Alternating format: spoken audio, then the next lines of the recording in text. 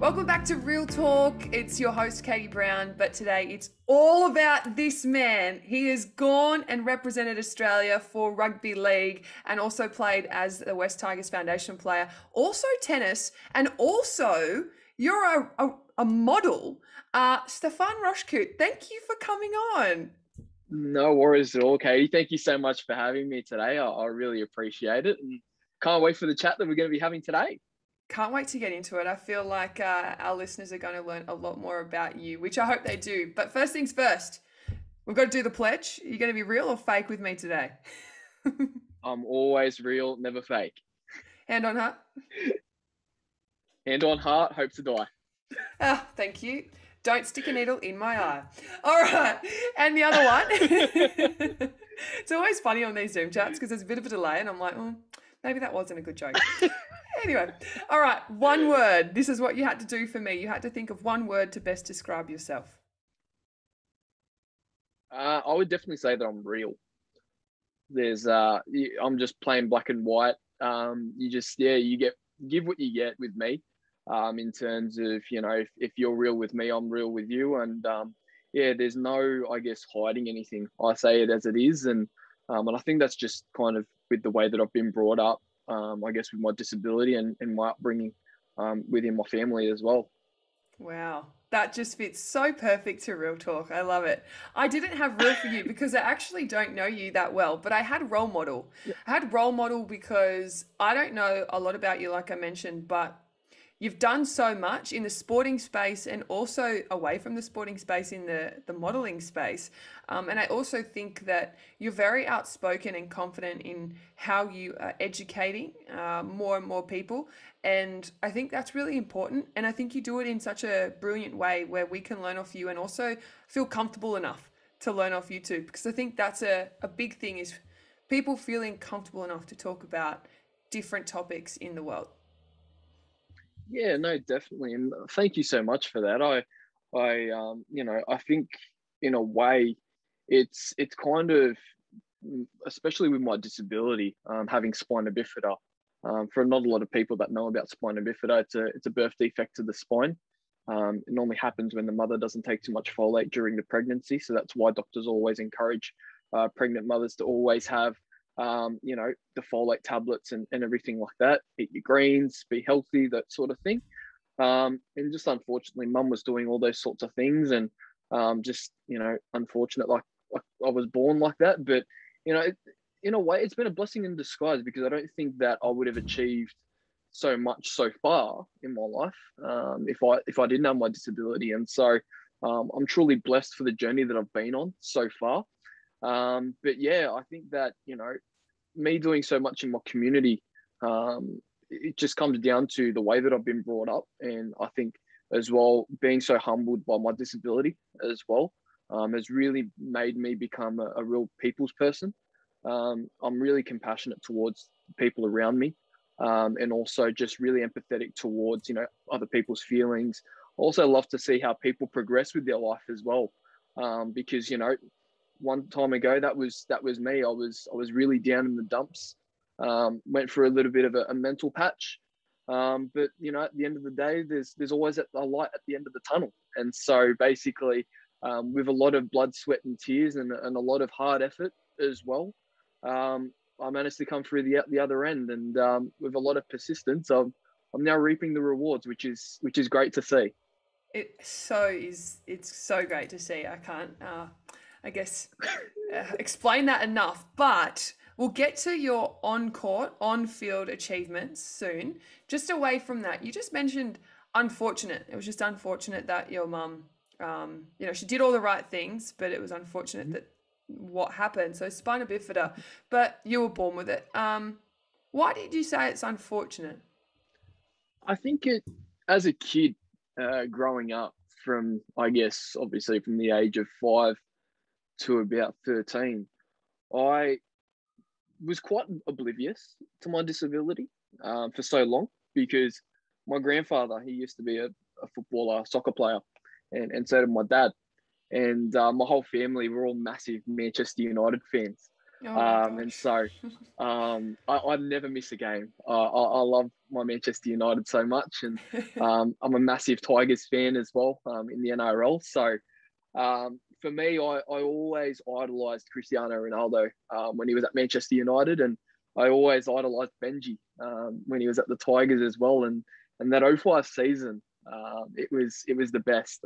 Seeing the boys win the premiership then, and I always had that dream to either play football or to play rugby league. And by the time that I got to about 13 years old, I started to really understand my disability a lot more. I'm a part-time walker, if you want to call it that. So I use my wheelchair for long distances, and I can walk short distances, but unfortunately, I'm very blasé with my disability. So my legs from my knee to my ankle are kind of like cricket stumps. So unfortunately, there's not a lot of muscle buildup in there, and I'm really sorry for anybody that is actually watching this that kind of takes offense to that. But I'm very real and very comfortable with who I am as an individual and my disability. So in order for me to obviously get through these days, I try to resemble different things and to obviously, make sure that people get an understanding of obviously where I come from when I'm describing myself. So I basically have legs like cricket stumps. And so that's when I started to really understand, that obviously playing football or playing rugby league is kind of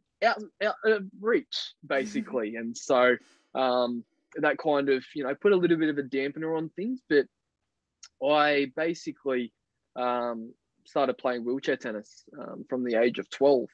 And that kind of, put a little bit of a distraction in front of me for me to understand that I can still play sport, but it's just not going to be the one that, I was feeling like I was destined to play as an able-bodied person in another life. So, but no, that being said, I'm still grateful for the journey that I've been on.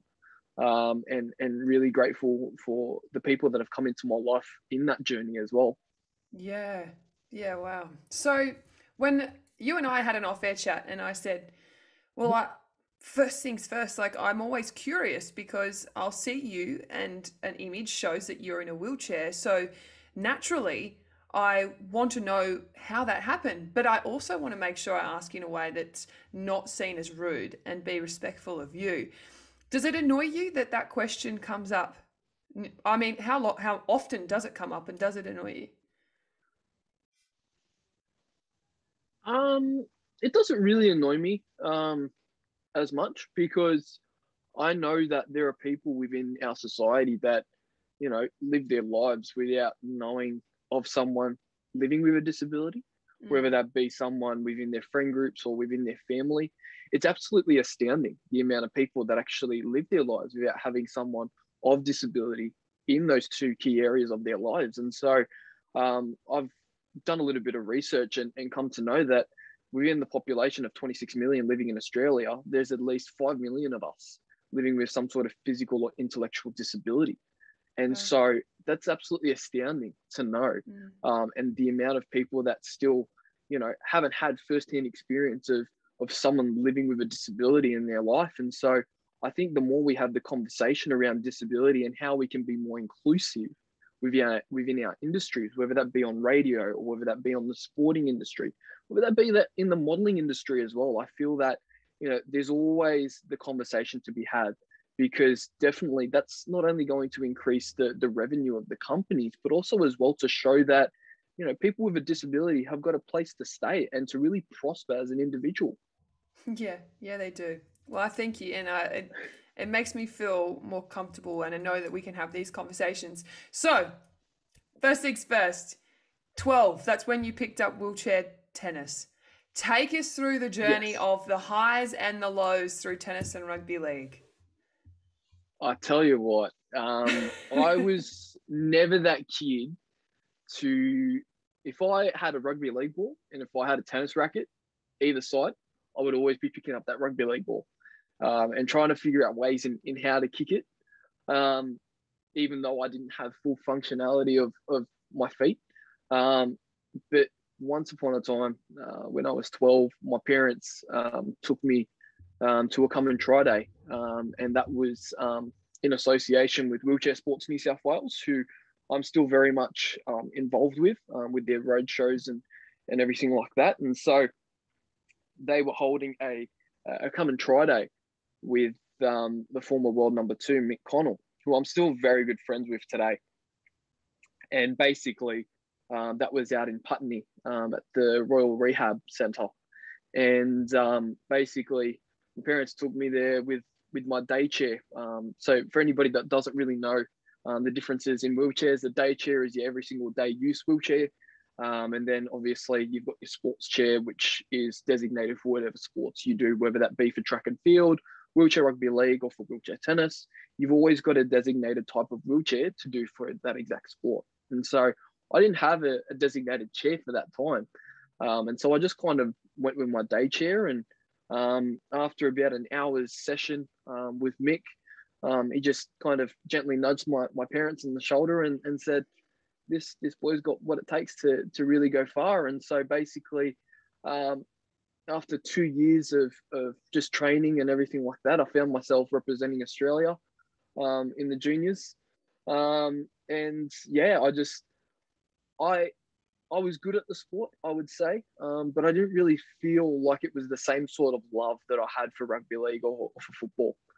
It was definitely a different desire that I had for the sport, but I definitely could tell that, growing up as a kid, it was only keeping me in the sport because I was good at it. And I had some really good supportive people around me, such as my parents and my coach at the time as well, who went well above and beyond what was expected of him as a coach to do for me. And so I'm very blessed to have had him in my life, in my tennis career as well. Incredible. Okay, so from the tennis career to the rugby league career, highlights in there. I know I mentioned West Tigers Foundation member, and that just suits perfectly because you're a West Tigers fan. But where did you take your rugby Yeah. league? So basically, I was at a bit of a cross paths with rugby league and tennis. So it was in 2015, in the stages of 2015, right on through to 2017.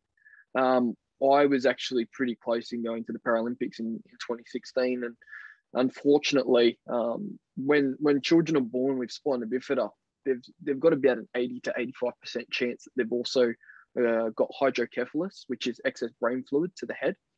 And so I've actually got a machine in my head that actually kind of helps me keep alive as well. Wow. So your body naturally will drain about 7 mils of brain fluid from your head down to your stomach, and it will just go out as waste.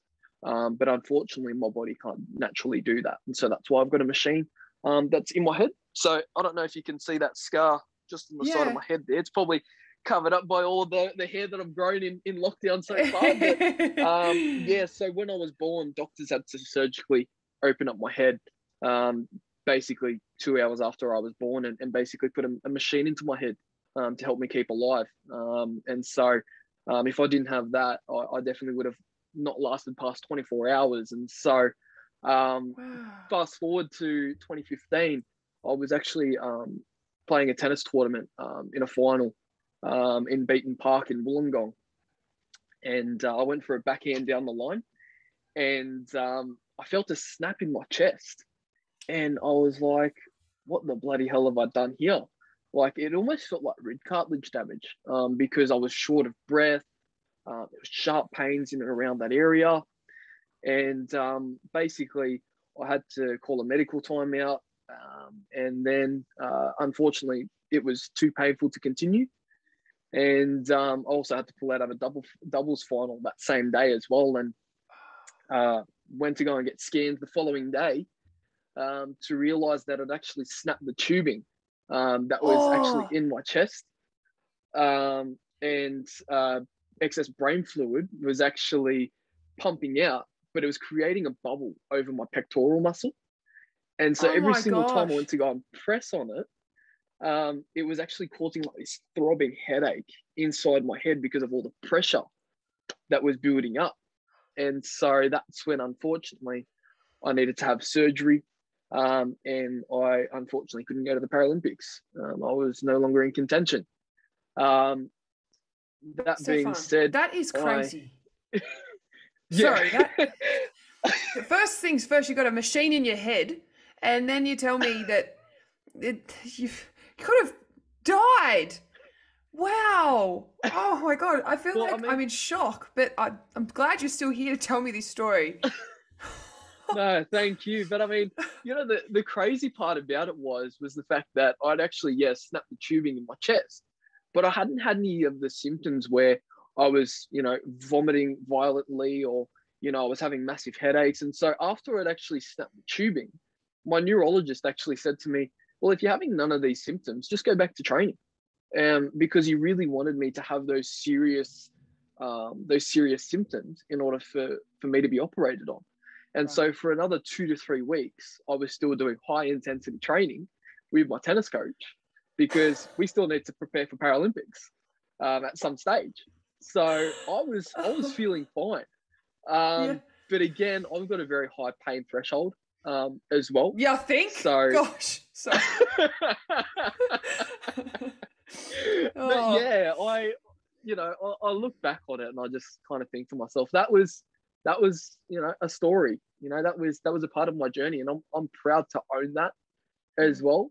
But yeah, we then had surgery, basically March of 2016, and from there, missed out on Paralympics. Had to be stitched up in the side of my head again, until the point where I got all better, and basically from there, continued on with my tennis training. But then I found rugby league in my life, and the first ever game that I played was actually for the Parramatta Eels, which I know that you're an NC for, if Yeah. I sit Great corrected. club.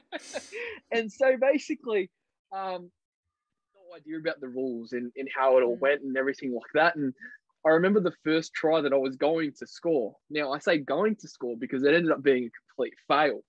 I was on my own try line defending, and I've caught the intercept, and I've gone the length of the field. And I've looked back at my teammates and I've said, where the bloody hell's the try line? And they said, Stephan, you've just gone over the dead ball line. Oh no! Oh no! For anybody listening, they play because you don't play on a rugby league field as such. You play indoors. So No. just for some perspective for people listening. Yeah, and so basically we play over 2 basketball court lengths, so it's Yes. probably about 60 meters. And I've just gone full pelt at the end of the field, and I'm looking to do my try celebration, everything. But I'm looking back at my teammates, and I'm thinking, "Where's the try? Where's the try line?" And they're all shaking their head, and they're like, "Oh my god, only Stephan could do this." And yeah, I'm just going over the dead ball line. So that was the moment that, funny enough, I knew that I'd found a home in rugby league, and in some way or another, because, obviously a kid that was growing up, always wanted to play rugby league, has now found a different variation of the sport. And I think that is what makes it so wholesome, is the fact that our game can basically have so many different variations, yet be so close to the actual thing. And I don't know if you've seen any YouTube videos or anything like that, but I would say our hits are pretty much almost on par with the actual running game itself. Oh yeah, so, I'll back that. yeah.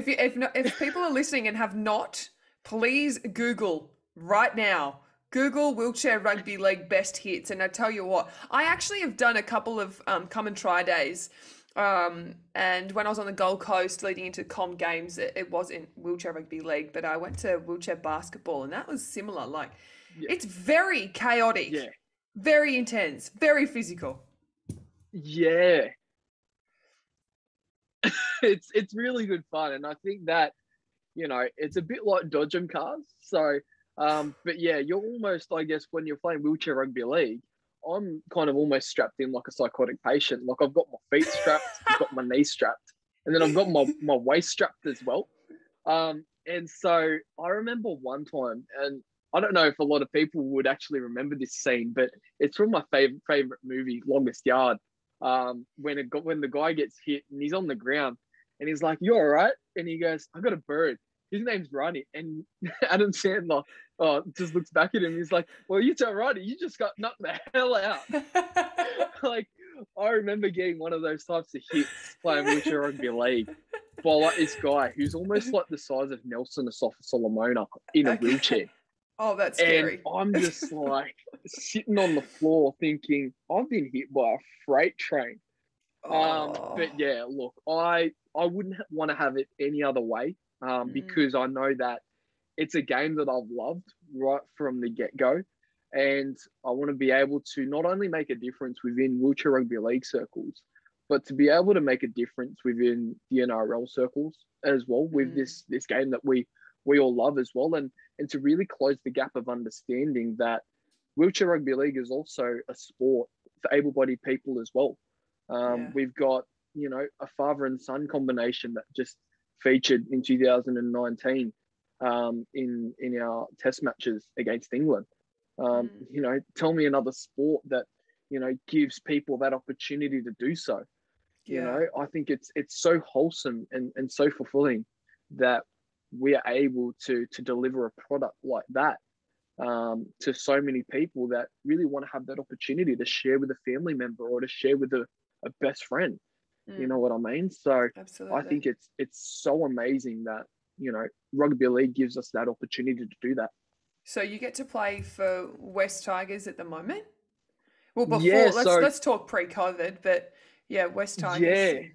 So yeah, in the 2019 season and 2020 season, I played for the Tigers, and um, both games we came so close to winning it all.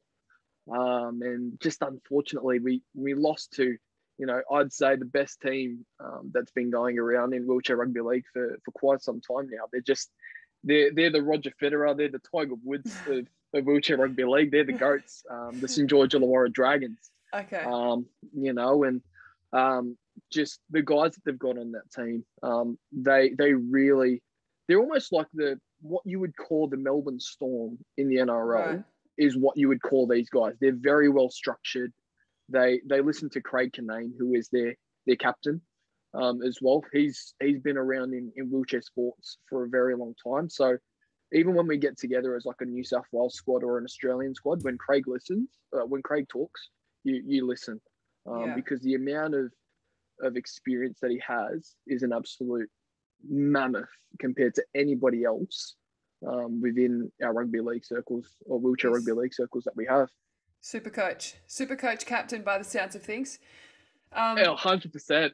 yeah, yeah, yeah. Now I need to ask you Rugby League World Cup because that's been something that I've seen you're quite vocal about. Actually, I should grab my phone because your post really stood out to me and you were very open about the way you felt. Now, did you get selected for the squad to go over to the Rugby League World Cup?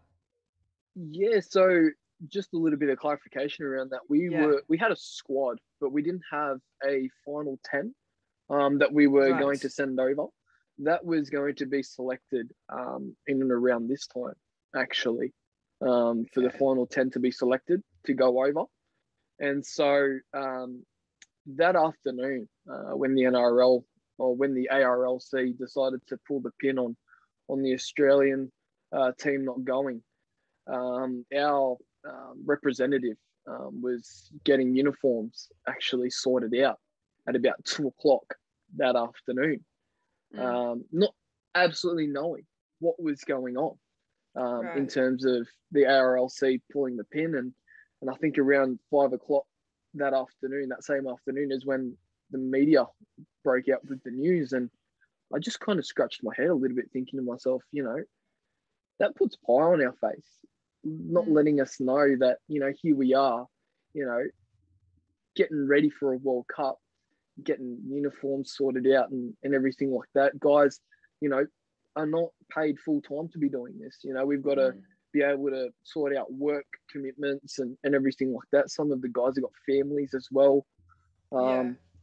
We were, I guess, told along the grapevine, it might not be happening, this, that, but to be told through, I guess, the media and not really be told the full picture, I think is a little bit damning, considering that, you know, I'm really being careful with what I say here because the NRL still does quite a lot for us. But in terms of them not, letting us know wholeheartedly what was the situation going to be and everything like that, for us, and I would imagine for a lot of people in different sports, obviously representing your country is the number one thing to do. And to obviously let us know this sort of way was quite disheartening. And I really feel that if we are to be a really inclusive sport, we need to have, our spot at the table as well, to really be heard. And I just don't feel that, in the whole process that was really possible. For whatever reason that was, I'm not quite too sure. And it's something that I'm not really comfortable in speaking about, just in case I say the wrong thing. But I just from my own view of what I saw, I just don't feel that we were heard enough, and to be really recognised for the fact that, along with the Jillaroos, along with the Kangaroos, the Wheelaroos is a brand as well that we're building. And I just don't feel we were heard enough. Do you have a seat at the Rugby League Players Association? No. That's interesting. But we have a representative. We have a representative that we have that communicates with the NRL. But no one in the RLPA. No, and I think that's something that we can definitely have a discussion about, whoever that may be, because I feel that, again, we don't have contracts or anything like that, so I don't feel like there is a necessity. But I think when it comes to, World Cups and state of origins and all of the sort, when we're trying to deliver a product, which at the end of the day would look good on the NRL, because then it shows that they're being inclusive. I just don't think that, we're being heard. And I would love to have someone of the sort, whether it's a coach or whether it's a player on the RLPA. I'm not quite too sure, but I would definitely love to have someone, just so that there's a little bit more transparency in what we can do to assist the NRL, as well, in terms of, people being heard from a disability point of view. Absolutely. And if you haven't gone on Stephan Rochecouste's Instagram, you can go. That's just his name spelled out. You spoke really well in the post. It made a lot of sense. You were very strong with your words, but also very respectful. And as well, you just said as well. So we don't need to stay on the Rugby League World Cup probably any longer. I think a lot of the women and the male players in the Jillaroos and the Kangaroos feel the same way as the Wheelaroos. I think you all, as players, feel a little bit disheartened about that. Before we do wrap things up, I need to ask you about your modelling career, because like I mentioned at the top, you've done everything there is to do on the footy field, or I should say footy court and the tennis court, and now you're doing things away from it as well. Yeah, so it's a little bit of a side thing that, away from sport, I can really show another side of me, basically. And I've always been passionate about, when I was growing up and, watching, like, say, for example, a Louis Vuitton fashion runway or a Gucci fashion runway, I thought to myself, there's not a lot of representation of just your everyday sort of people. And so I've never really seen someone of disability truly representing like a high-end fashion brand or just any brand in general. But only starting to slowly see it through, things like Kmart or through Target, which I'm so grateful for. But, growing up, I wasn't always comfortable with the skin that I was in. I went through a lot of mental demons in terms of body image, and so a long story short, I decided to make something of myself, to not only show myself what I can be, but also as well to show other people that might be going through the same issues that I had been going through in my teenage years. And so it was basically around 2017, 2018, where I just decided to pick up the phone, started calling up modeling agencies and really think, I had to really pitch myself to say, there's so many people living with a disability that have got these issues. Take me on. Yeah. Like, because at the end of the day, it's really disheartening in the fact that parents are going to keep on having children born with disabilities. There's going to be unfortunate times when people are going to be involved in car accidents or motorbike accidents, and they're going to end up having a disability. So it's not something that's going to be shying away anytime soon. We need to learn to embrace it in all industries. And so I just kind of thought, if I can at least start something for myself, then I'm hoping that other people can start it for themselves as well, and really take the stand metaphorically in showing that, yes, I have a disability, but that shouldn't define me as to who I am as a person and what I can offer to other people. Strong And so words. I really would love to see one day, you know, it may not happen in my lifetime, but eventually we will get there, but a Louis Vuitton wheelchair. Yeah. Like, I know that Imagine. high-end fashion brands come up with like these really stupid things for their fashion runways, but to really mainstream disabilities in that sort of way, you know, and to really show that, you know, disabilities can be sexy, they can be attractive. You know, a lot of people wouldn't associate disabilities with those two words that I just said, because when we see someone, we always look at the appearance first. We don't really take in the other attributes because they haven't really spoken yet. And so I really think to myself, if we can merge those types of things with fashion, I think that's when a lot more of the majority of people can really learn to accept disabilities in that sort of way also. And I really hate the fact that it may come down to that, because we should always be judging an individual for who they are and what they can do as a person as well. But I just kind of feel that if we can learn to do things like that, I think the world would be closing the gap of understanding of what people with a disability can really do. Yeah, you say it so well, and it makes so much sense. Someone said something to me the other day.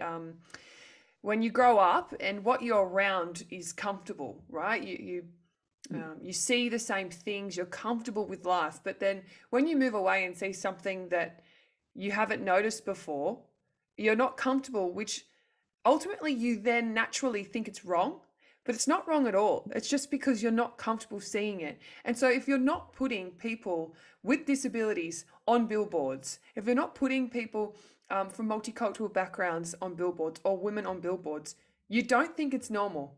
So you make such a great point. Change that. Make a point of putting people with disabilities on advertisement, marketing, because at the end of the day, you said there's 26 million people in Australia and at least 5 million of us have a intellectual or physical disability.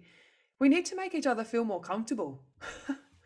Exactly. And that's the thing, you know, I strongly believe that if we, you know, take the effort to see someone out on the street, I mean, you know, currently here in Sydney, we're in lockdown, but, you know, once we're out of this whole mess, if we see someone out on the street with a disability, talk to them. Hey, how are you?